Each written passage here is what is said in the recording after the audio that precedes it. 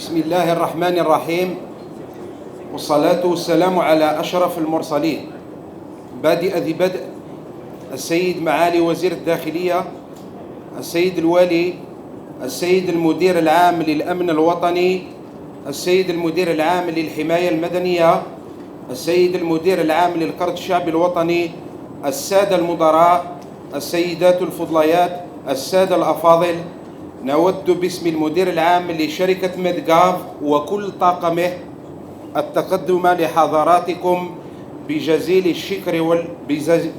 الشكر والامتنان العميق لتشريفكم لنا بهذه الزيارة، والتي من خلالها يشرفنا أن نستعرض أمامكم مراحل تطور وآفاق شركة ميدغاف للصناعة. Maintenant, permettez-moi de passer la parole à M. Belarbi, le directeur de l'ONDI, pour présenter le bilan d'investissement de la wilaya.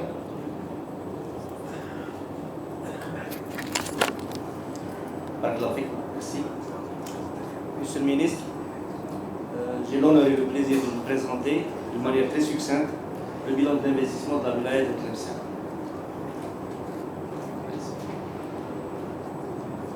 Tout d'abord, quelques chiffres clés concernant notre wilaya. Parmi les 53 communes, nous avons 12 communes qui bénéficient du régime dérogatoire relatif au code des investissements et 7 communes frontalières. Aussi, parmi les particularités, nous avons un pôle universitaire de 45 000 étudiants qui produisent pratiquement 5 000 diplômés par an. Par rapport à la création de start-up, c'est un levier très important. Donc, par rapport au développement économique, c'est un point positif pour notre wilaya. Donc aussi, notre wilaya a aussi axé ses efforts sur les secteurs porteurs. Entre autres, notre wilaya a une vocation agro-pastorale très prononcée, une base industrielle diversifiée et un potentiel touristique appréciable. Pour ce qui est des entreprises existantes dans notre wilaya, les secteurs d'activité, bien les filières dominantes sont l'agroalimentaire, les matériaux de construction, le textile, la transformation du plastique et la transformation du papier. Parmi ces entreprises, il y a certaines entreprises qui ont déjà dépassé le cap, qui ont franchi le cap de l'exportation. Donc ils sont connus à l'international. Je ne voudrais pas citer d'entreprises, mais elles sont surtout dans l'agroalimentaire, dans les matériaux de construction et dans la transformation du papier. Mon deuxième point de présentation, c'est surtout concernant le foncier existant. Donc, par rapport aux infrastructures de base d'accompagnement, nous avons un réseau routier qui dépasse les 4000 km, dont 100 km d'autoroute, un littoral de 70 km, 4 ports, celui de Razawet, de Massat Ben Mehidi, de Honaï et de Sidna Yusha qui est en voie d'achèvement. Un aéroport d'envergure international, et puis maintenant je viens au parc industriel. Au niveau de notre wilaya, nous avons une zone industrielle de 218 hectares, 6 zones d'activité qui sont réparties au niveau de toute notre wilaya, une zone à Razawet, Armchi, Hnaya, Terni, Sidi Mbarek et Al-Hadjib aussi. En plus, nous avons un parc industriel au niveau de la wilaya au niveau de la commune de Mania, au point dit Ouled Ndamou, qui est en cours de réalisation. Les trois parcs industriels ont une superficie de 470 hectares.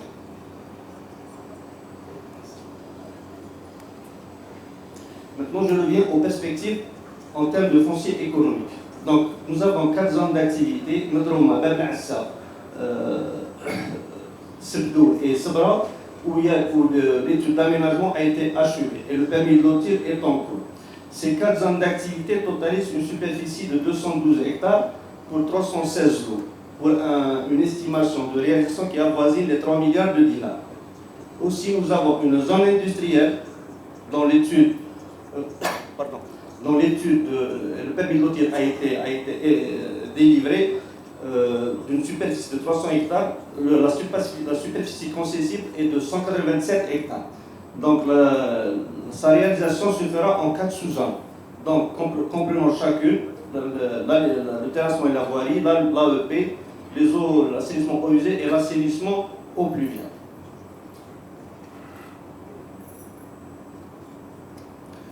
Je tenais à vous signaler, Monsieur le Ministre, qu'une opération d'assainissement a été entamée par la wilaya. Je m'explique. Certains opérateurs économiques ont eu des arrêtés de concession. Ils ont été défaillants, donc la wilaya a opéré une opération d'assainissement, donc il y a eu l'annulation de ces arrêtés de concession, donc nous avons annulé 59, donc nous avons pu récupérer 80 hectares. Enfin, pour le foncier disponible au niveau des autres zones, nous avons 250 hectares, donc voilà la répartition, le parc industriel 29 hectares, les 4 zones d'activité et la zone industrielle. En tout, le potentiel économique en termes de foncier, il est de 330 hectares.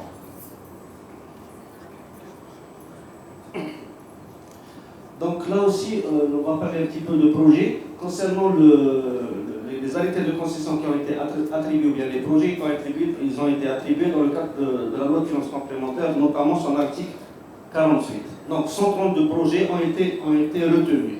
Ces 132 projets sont répartis au niveau des zones d'activité, donc nous avons 24 projets, du parc industriel, nous avons 30 projets, et des terrains en hors zone, nous avons 78 projets. Ces 132 projets qui ont été retenus sont répartis sur 171 lots, pour une superficie concédée de 173 hectares. Le coût d'investissement prévisionnel dépasse les 50 milliards de dinars pour un emploi prévu qui avoisine les 9 000 emplois.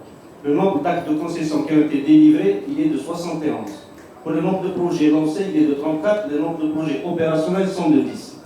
En termes de répartition sectorielle, le secteur de l'industrie a eu la part du lion avec 75 projets, suivi du secteur des services, du tourisme avec 18 projets, le commerce, l'agriculture, les mines et carrières. Rapidement, je ne vais pas trop m'attarder. Donc les projets qui ont été inscrits au niveau de l'ANDI durant cette année, il est de 43 attestations d'enregistrement, pour un montant qui avoisine les 9 milliards de dinars pour 1000 emplois à créer. Donc là aussi, vous voyez qu'en termes de répartition sectorielle, c'est le secteur de l'industrie qui passe en premier, suivi du BTPH du service. En termes de type d'investissement, nous avons 22 projets de type extension, 20 projets de type création et un projet de type réhabilitation. En termes de montant, nous avons aussi, de tranches de montant, nous avons 5 projets qui dépassent les 500 millions de dinars. En termes de tranches d'effectifs, par rapport à la classification des entreprises, nous avons 19 projets en termes de TPE qui créent moins de 9 emplois. Nous avons 21 projets qui créent 21 projets de type PME qui créent entre 10 et 49, et nous avons 3 projets qui dépassent les 50 emplois.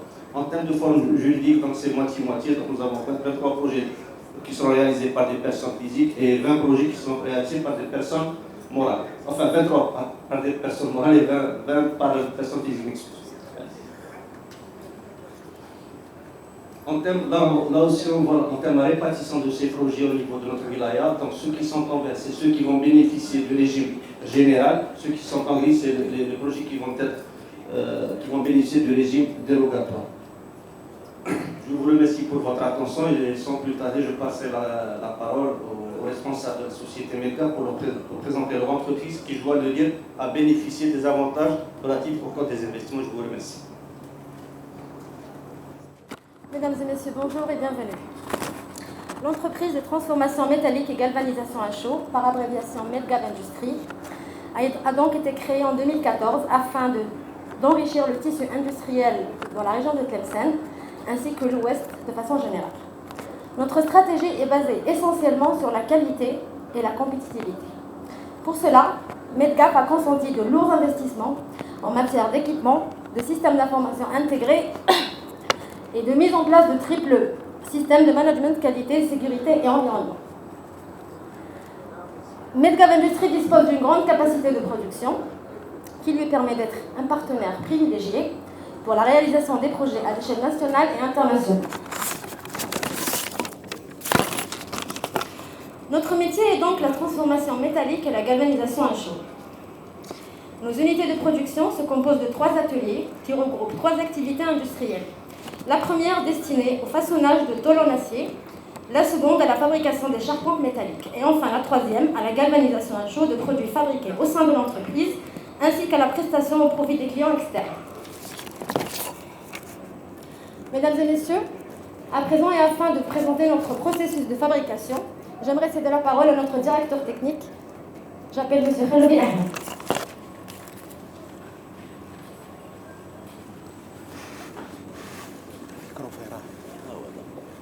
Donc, équipé de machines et équipements de dernière génération, l'entreprise Medgave fonctionne de la manière suivante. Le premier atelier, comme c'est déjà dit, c'est l'atelier de transformation métallique qui regroupe deux sous-ateliers. L'un est destiné à la conception des produits à base de tôle et le deuxième est destiné à la conception de toute structure métallique telle que la charpente, etc. L'atout majeur de notre entreprise, c'est la galvanisation à chaud. C'est tout un processus qui prend en charge la protection du métal grâce à une couche de zinc qui peut aller de 70 à 110 microns contre la corrosion. Le processus est schématisé de la manière suivante. Nous avons des bains de traitement de surface chimique qui comportent un bain de dégraissage, 2 bains de rinçage, 6 bains de décapage à l'acide chlorhydrique et un bain de sel de fluxage avant de passer au bain de zingage qui est l'activité principale. Parallèlement, nous avons mis en place une centrifugation pour la galvanisation de petites pièces.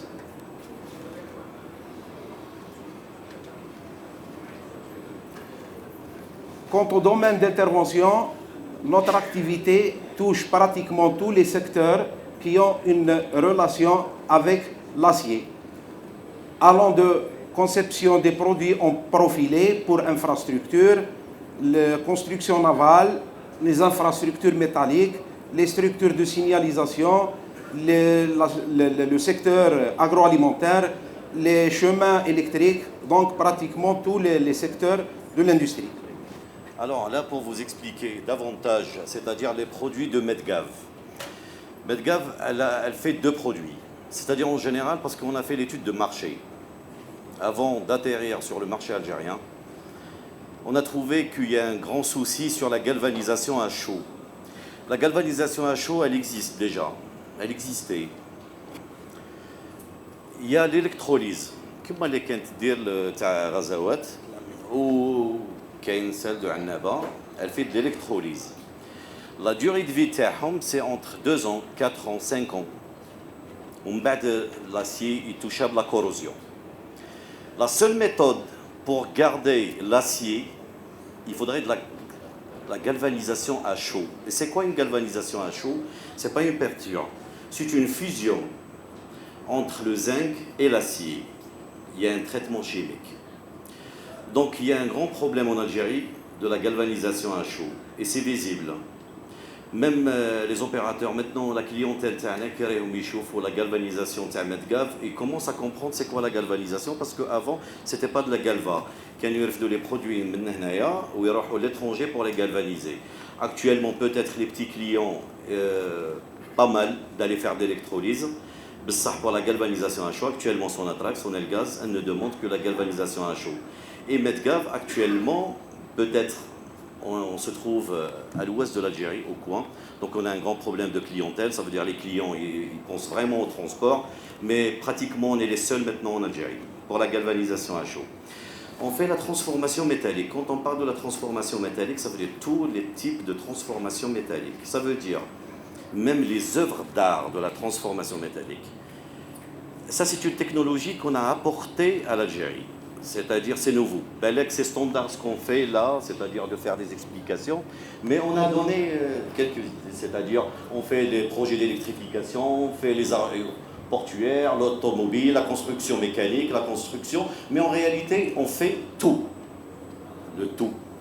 Ça veut dire, même les opérateurs économiques, les industriels, les banquiers et tout, c'est une activité qui porte beaucoup pour l'économie algérienne. Parce que pour vous donner, vous pouvez passer, C'est-à-dire pour parler, qu'est-ce qu'on a rajouté encore davantage sur Medgav? C'est la visserie et la bolonnerie. Nous, في الجزائر كاين سوا l'ex BCR. كتخدم la bolonnerie, la galvanisation. Tous les boulons qui existent en Algérie sont à la base d'électrolyse. Et quand on parle de la haute résistance, il n'y a pas de haute résistance quand elle est en électrolyse. Il faut qu'elle soit en galvanisation à chaud. Sinon, elle perd sa valeur et sa densité.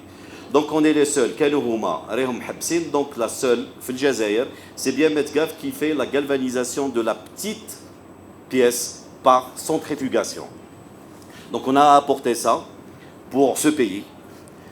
Donc les tiges filetées, ça c'est académique, c'est littéraire quand on parle, mais on fait tout. Vous passez. Alors, attends. Par exemple, la matière première, parce que les autorités publiques, qu'on parle, Bedabina, c'est localement. C'est local. J'achète localement. On achetait le zinc dans le zinc de Razawat, mais il ne l'est plus presque. Donc on est obligé de l'importer du Pérou, qui garde 4 mois pour qu'il soit acheminé en Algérie. Par exemple, on parle de la matière première, comme vous êtes des autorités. On travaille avec des bobines. Et ces bobines-là, ils sont importés. Que je ne comprends pas pourquoi le Hajjar ne le fait pas. J'ai posé la question aux gens de Hajjar et aux responsables. C'est quelque chose de très simple. Mais chers نسمعوا في les médias اللي راك باغي تبلعوا اروح نعطيكم le marché تخدموا. Donc au lieu d'aller acheter moi de la Belgique, au lieu d'aller acheter du Portugal, au lieu d'acheter une guadanaïen le pays, non, j'achète localement. Donc moi je donne que le message passe, qu'on achète localement. Ça existe. Le zinc existe en Algérie. Le hadid il existe en Algérie. Moi l'objectif de mon intervention c'est pour dire aux autorités que allez, on aime ce pays, qu'on arrête, on l'aime, on ne va pas bricoler ça. Voilà typiquement les produits de ce pays, plutôt de Medgav. Faute. Alors, pour le marché international, bon, d'une manière officieuse, pas officielle, peut-être je ne suis pas passé par le ministère des Affaires étrangères, mais finalement j'étais invité par le ministre des Affaires étrangères avec les pays de SADC, avec les pays d'Austral, la dernière fois à l'ambassade de la Namibie. J'ai invité, et M. Louali était présent, M. l'ambassadeur de l'Éthiopie. Et j'ai été à Addis Abeba. On va conclure pour très bientôt, d'une manière officieuse, même l'ambassadeur algérien était étonné, pour ce pays-là, avec l'Éthiopie. Fin novembre, Inch'Allah, ça sera la cérémonie pour conclure le marché avec les Éthiopiens. Et c'est un grand marché avec 100 millions d'habitants. Ils ont besoin, avec tout ce qu'elle a fait la Chine, avec le projet de la Renaissance. Nous, les Algériens, Medgav, elle est trop petite, mais elle va faire la moyenne et la basse tension des rapports de la distribution à Addis Abeba. La Tanzanie, Inch'Allah, à la fin du mois, on sera à Dar es Salaam, et y compris la Namibie. Donc, j'ai touché pour l'instant 3 pays parce que les moyens actuels restent dans uniquement ça. Donc, finalement, on a essayé d'élargir le plan d'intervention de Medgav et de l'industrie algérienne et de l'industrie sur ce côté-là. Donc, c'est-à-dire pour promouvoir l'économie. Et pour promouvoir l'économie, peut-être ça va vous étonner, monsieur le ministre, là c'est en contribution avec mon partenaire financier, le Crédit Populaire d'Algérie, mais on a fait un joyau de l'industrie algérienne que les industriels au futur mettront le paquet pour mettre.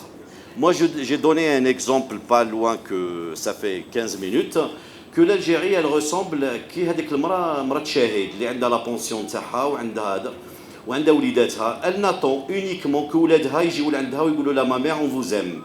Donc aimons ce pays et donnons plus et davantage dans notre cœur et donnez plus, parce que moi Medgav j'apporte des solutions en acier, j'apporte quelques solutions mais j'apporterai pas assez. Je préfère que les autorités publiques donnent plus de force et de contrôle actuellement pour les industries locales, que ce soit parce qu'on pourra partir très loin, très très loin. C'est-à-dire par exemple Medgav, avec ses contrats actuellement, Medgav elle est née le mois de septembre, ce septembre-là. Aujourd'hui on a fait avec vous, Maali El Wazir, l'inauguration. avec l'appui de la wilaya de Tlemcen, avec l'appui du Crédit Populaire d'Algérie, alhamdoulilah, c'est-à-dire Badabia, que ces industries iront très très loin. Donc merci beaucoup. Fika baraka.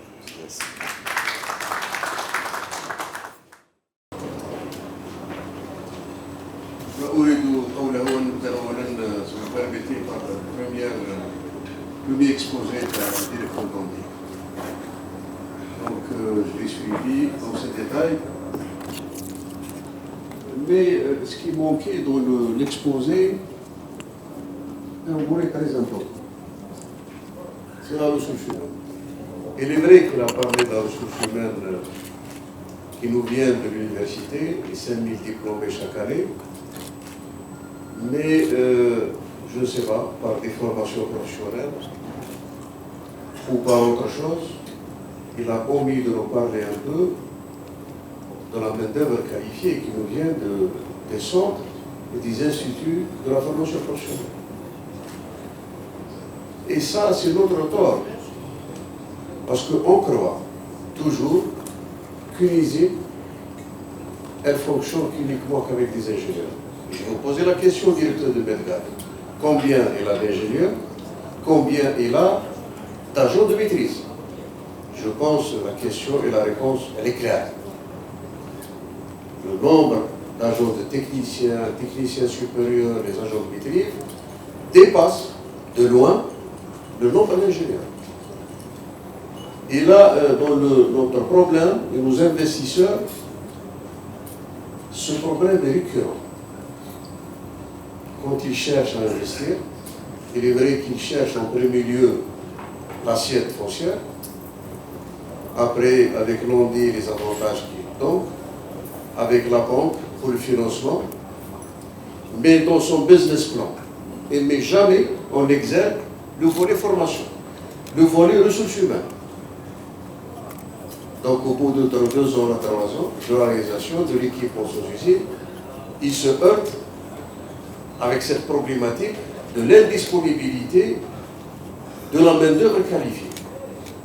Prenez n'importe quelle usine qui fonctionne avec 200 agents, il va y avoir une dizaine d'ingénieurs, mais le reste, c'est les techniciens supérieurs, c'est l'agent de maîtrise. Si on n'a pas cette vision de ressources humaines, de planification, de programmation avec le secteur de la formation professionnelle, on risque toujours de passer à côté des objectifs visés dans le cadre d'investissement. Ça, c'est très important. Je le dis et je le redis. La formation professionnelle, l'enseignement professionnel, c'est l'outil par excellence pour le développement économique d'un pays et pour le développement des différents investissements. Et vous l'avez, je suis sûr que les collègues ici présents voyagent beaucoup dans les pays européens développés et essayer de voir un peu l'importance que le secteur de la formation professionnelle dans l'économie et dans le système de formation et dans le système de qualification. Donc je pense que dorénavant, quand on parle d'un business plan, il faut toujours que le volet ressources humaines, volet formation, doit faire partie du business plan, quel que soit l'investissement consenti. Je reviens un peu aux potentialités de la ville de Tlemcen, qui sont claires et sont là. Donc, potentialité agricole, potentialité touristique et potentialité industrielle. On a 7 communes frontalières, on a 8 communes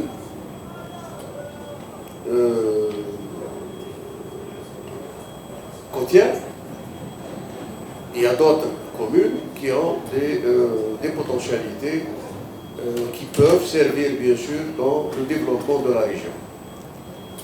Vous avez des zones industrielles, vous avez des zones d'activité, vous avez plus de 330 hectares qui attendent l'investissement.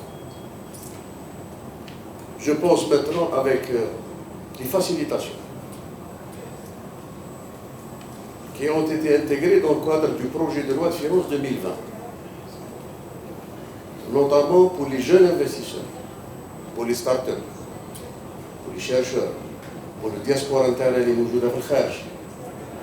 Donc beaucoup d'avantages en termes d'assiette foncière, en termes d'avantages fiscaux, en termes d'avantages dans le cadre du financement et dans le cadre de l'accompagnement.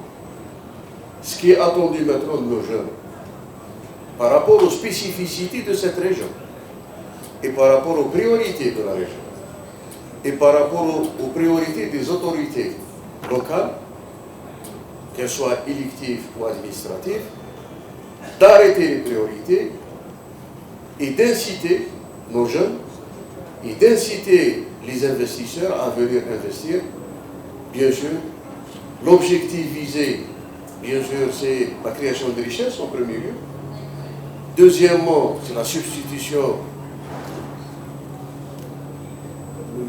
des énergies fossiles. Et troisièmement, c'est la création de postes d'emploi. Le gros problème, c'est ça. Donc, les potentialités existent. Il faut chercher des investisseurs sérieux, comme Medgaz, et dupliquer un peu l'expérience de Medgaz. Moi, je vois qu'une entreprise qui est réussie, une entreprise rayonnante comme Medgaz, lui donner la chance de travailler dans d'autres créneaux. Et pourquoi pas? Ça sera vraiment mobiliser cette expérience, capitaliser cette expérience pour faire bénéficier nos jeunes et donner un plus à l'économie locale et à l'économie de la wilaya de Tlemcen. On a plus de 50 zones industrielles maintenant. Il y aura en cours de réalisation et de préparation. Si on arrive vraiment avec ces facilitations, les avantages qu'on voudrait mettre dans le cadre de la loi de finances 2020, en plus, bien sûr, l'abrogation de la question de 51-49, je pense qu'il y aura des potentialités immenses pour nos investisseurs à donner un plus pour l'économie, à créer de la richesse. Donc je dirais bravo à cette entreprise. Je souhaite plein de succès. Je vous souhaite, bien sûr, faire rentrer des devises pour l'Algérie, pas uniquement le pétrole. Inch'Allah, bien sûr, c'est normal, c'est clair et net. Et puis, on est en train de travailler. Vous parlez du zinc que vous importez. Ça fait une semaine de ça. On s'est réunis pour la question de l'Hajjar, pour remettre un peu le Hajjar sur les rails. Il y a eu cette décision du gouvernement de reprendre l'unité d'Al-Ghazawat pour qu'elle reprenne la production du zinc. On est en train d'importer plus de 40 millions de dollars de zinc. Je donne même le chiffre. Est-ce normal? Alors qu'on est producteur du zinc, on a cette potentialité. Il y a un problème de management, il y a un problème de gestion. Je pense avec les mécanismes qui ont été mis en place par le gouvernement, par le groupement, on va reprendre, Inch'Allah, la production du zinc et le complexe de Hajjar va reprendre. Et Inch'Allah, avec toutes les facilitations qui ont été données, avec toutes les aides qui ont été données pour le complexe, je pense, Inch'Allah, avec bien sûr au niveau du Djiger aussi, le complexe Ballara, je pense qu'on a de l'avenir, Inch'Allah. Il suffit maintenant de mettre les PME, les petites et moyennes industries qui gravitent autour de ces complexes-là pour essayer un peu de donner de l'élan, Inch'Allah, de l'économie, Inch'Allah, et de l'industrie, Inch'Allah, dans notre pays. Je vous remercie.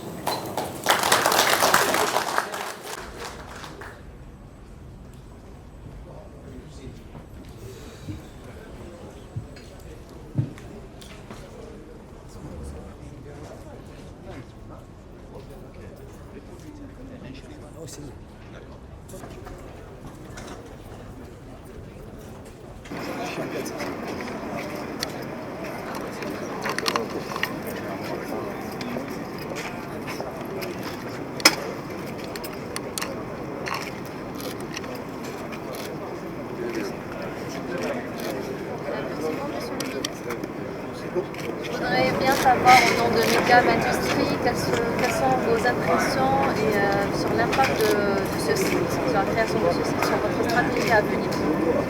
Je suis très content. De toute façon, la politique du gouvernement aujourd'hui, c'est d'accompagner ce genre d'investissement. Surtout les jeunes, entrepreneurs, nos start-up.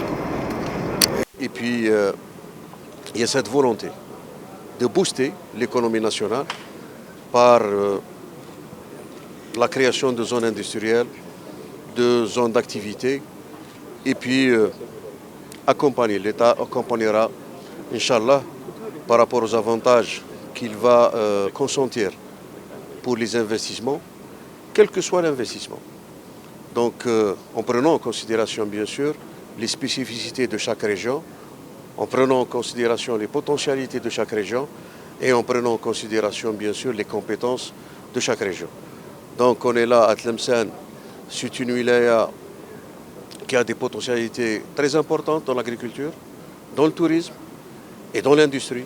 On voudrait bien que ces zones industrielles, qu'on travaille un peu plus sur l'industrie de transformation, notamment dans l'agriculture. Ça, c'est très important pour arriver à l'autosuffisance en matière d'alimentation et puis, bien sûr, arriver à la sécurité alimentaire. Parce que c'est ça le grand défi de notre pays. Je vous remercie. Très bien. Merci à vous, Monsieur le ministre.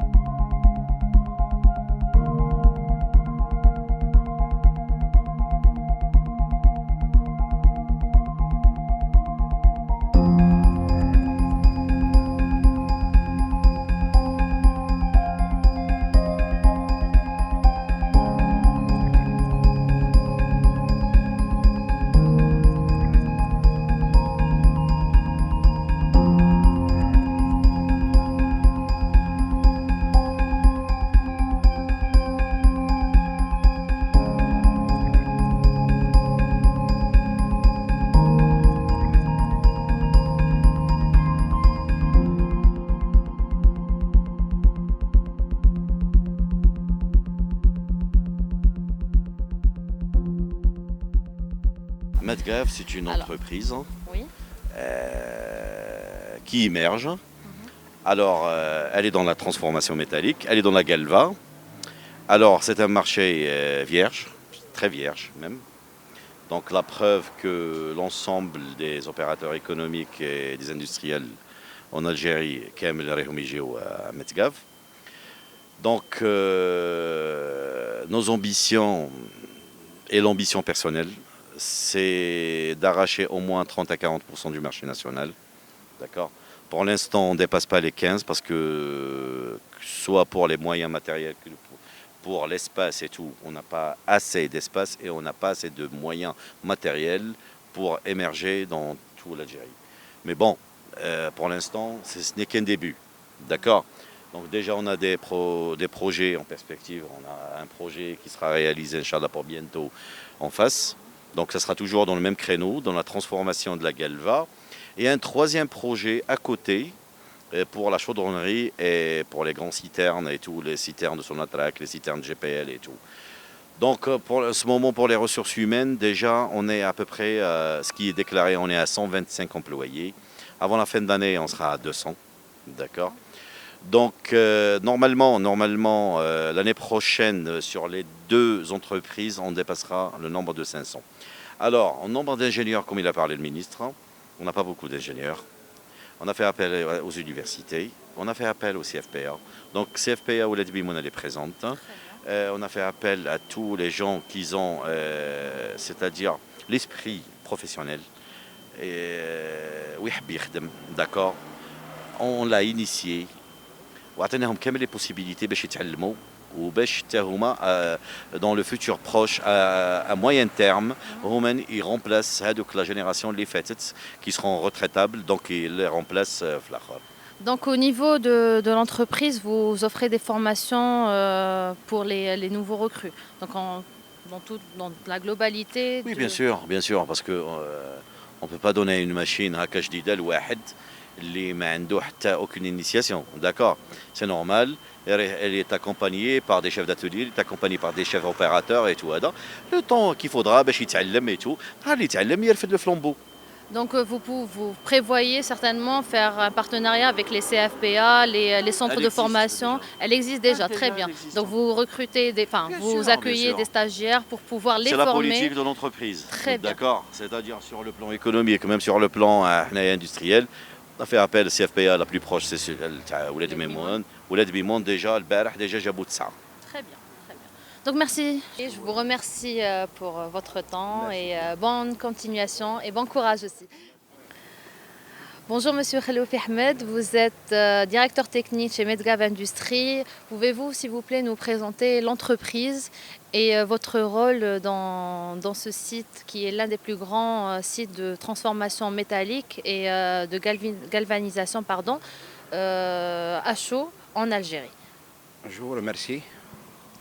Donc l'entreprise de transformation métallique et galvanisation par abréviation Medgav s'est spécialisée dans la transformation métallique et la galvanisation par procédé d'immersion, la galvanisation à chaud. Donc, on fait tout ce qui est issu de la tôle et de l'acier. Ensuite, on fait la galvanisation par immersion de nos produits et la prestation des services auprès des clients. C'est-à-dire, on fait la galvanisation des produits pour les services des clients à proximité et c'est-à-dire on cible pratiquement tous les secteurs en Algérie, secteur industriel, secteur de l'automobile, secteur de l'agroalimentaire. Donc pratiquement tous les secteurs sont touchés par notre activité. Donc Monsieur Khaloufi, une autre question s'il vous plaît. Quels sont vos objectifs en termes de productivité pour l'avenir? Donc l'objectif principal, c'est de conquérir le marché local et le marché international, en l'occurrence les pays d'Afrique. Pour les capacités installées, nous envisageons produire environ 50 000 tonnes de produits issus en acier et la galvanisation, presque 45 000 à 50 000 tonnes d'acier de l'acier lourd et pour la petite pièce 5 000 tonnes an. Donc voilà un petit peu les capacités envisagées dans notre entreprise. Merci beaucoup, Monsieur Khaloufi. Bonjour, Monsieur Mejdoub Abdelkarim. Donc, vous êtes maire de Beladiyet Ain Fza, wilayat de Tilimsan, la daïra de Chetouane. Je voudrais savoir, quel est l'impact de l'installation d'un site pareil, d'une industrie pareille, dans la région de Ain Fza, en termes de ressources humaines, en termes de productivité. Et est-ce que ça a un impact économique justement sur la région? بسم الله الرحمن الرحيم. أول شيء نرحبوا بكم ونرحبوا بروحنا عند ميدغاف. فيما يخص المشروع تاع ميدغاف هذا، بالنسبة للبلدية تاع عين فزا مشروع كبير وهام عنده ذات أهمية اجتماعية واقتصادية اللي تفتخر بها البلدية تاعنا. مثلا من الجانب الاجتماعي وهو منح الفرص لليد العاملة، سواء خريجي الجامعات أو الشباب العاطلين عن العمل. ثانيا في الجانب الاقتصادي كما نعرفوا الجزائر محتاجة مستثمرين واقتصاد قوي بالمنتوج المحلي، لأن نعرفوا المنتوج تاعو منتوج ذو أولويات، مثلا فيما يخص على سبيل الحصر الإنارة الكهربائية مثل الإنارة الريفية، الإنارة الفلاحية، الإنارة اللي غدوة تكون يمد نمو كبير لبلادنا الجزائر. وثالثا فيما يخص التعريف، وهو هذا اللي يعرف يمد تعريف كبير للبلدية تاع عين فزا، لأن البلدية تاع عين فزا ذات خصوصيات سياحية. زاد ضيف على ذلك الجانب الصناعي اللي تولي البلدية تاع عين فزا معروف بها على المستوى الوطني والدولي، لأن كما نعرفوا الجانب السياحي عندنا مشهورة بالمغارات عين فزا. واليوم راه عندنا مصنع مؤسسة ميدكاف اللي تاني تزيد تعرف عين فزا، واللي هي مؤسسة من أكبر مؤسسات في الجزائر، دونك معروفة نقدر ان شاء الله نمشيو يكون التعريف ان شاء الله دولي، ان شاء الله يا ربي يكون دولي، مش غير محلي، لان اليوم عندنا لازم تكون اراده سياسيه واراده محليه باش يكون الاقتصاد الوطني ويكون عندنا الاكتفاء في الاقتصاد المحلي، ونقدروا اللي غدوه ممكن يجيب لنا الاقتصاد الاجنبي والعمله الاجنبيه، ما نتكلوش غير على المحروقات. والاقتصاد اللي البلديه رايحه تستغل الجانب الاقتصادي وثاني الجانب السياحي. نقدروا نديروا معادله صغيره مثلا في المؤسسه هذه اللي غدوه بالفائده تعود على البلديه، مثلا الجبايه اللي استفاد منها البلديه، اللي عندنا البلديه الميزانيه تاعها ميزانيه شويه ضعيفه، اللي غدوه تكون عندنا الميزانيه اللي تقدر تساعدنا في الميزانيه تاعنا باش نقدروا نحسنوا الظروف المعيشيه تاع المواطن. وهذا الجانب الجبائي هو الاساس وهو الركيزه تاع البلديات، لان البلديه ما تبقاش بلديه عاجزه كي يكون عندها الجبايه الخاصه بها. سي مجدوب نشكرك ونتمناو النجاح للمؤسسة ولك أنت تاني والبلدية إن شاء الله. بالنسبة لي أنا نقدم الشكر والدعم ونتمنى عدة شباب يديروا كما المؤسسة تاع عابد رضا، لأن تحدي كبير باش لأنني ولد المنطقة وكنت رئيس بلدية ونعرف بلي أن مشروع كما هذا مش بالساهل باش يتنجز في ارض الواقع ويولي في الانتاج.